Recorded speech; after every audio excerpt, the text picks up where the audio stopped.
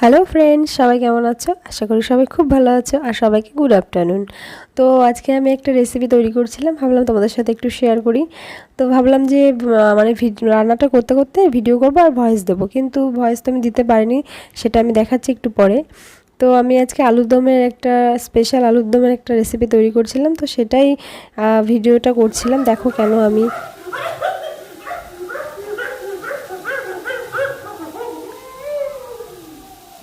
কি করিস, ভিডিওটা নষ্ট করে দিলি। তো বন্ধুরা দেখতেই পেলে যে কেন আমি ভয়েসটা দিতে পারিনি। এই কারণে আমি দিতে পারিনি, কারণ ওরা দুজন খুব ওখানে দুষ্টুমি করে বেড়াচ্ছিল, তার জন্য আমি দিতে পারিনি। তো এদিকে আমি মশলাটা কষাচ্ছিলাম। মশলাতে যা দিই সেটা আর উল্লেখ করতে পারলাম না। তো দেখো ভিডিওটা কেমন লাগছে, যদি ভিডিওটা ভালো লাগে তাহলে একটু লাইক করে দিও। আর যদি